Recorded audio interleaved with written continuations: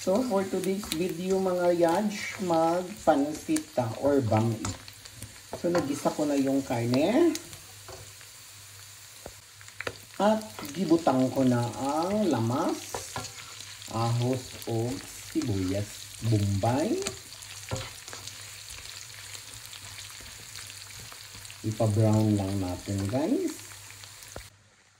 At ito naman yung ibabami natin. Mayroong sotanghon at meron tayong pansit canton. So, bami ang drama natin for today's lamoy. So, guwapa na kayo siya guys. Lagyan natin ng soy sauce. So, dato puti soy sauce.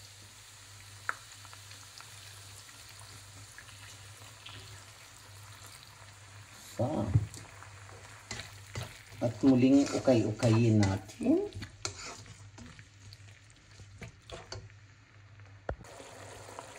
O nilagyan ko rin siya ng konting oyster sauce.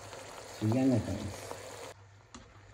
So sinabawan ko na siya guys na siyang luluto sa ating noodles. At magiging bami!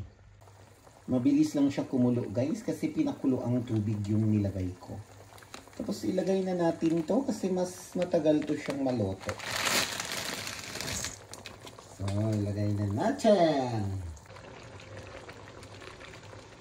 So ito na yung sotanghon natin. Palambutin lang natin siya. Tapos ilagay natin ang kanchan.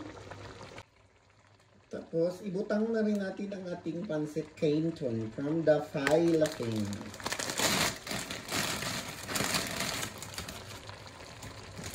So, okay natin ulit.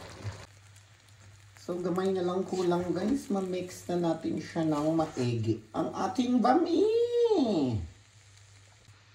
So, guys, ito na yung finished product natin sa ating bami. Pagkasyo pa.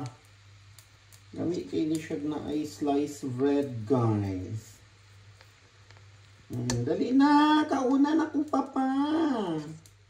Kaunan ako ninyo. Dali na. Yan ang ating bami.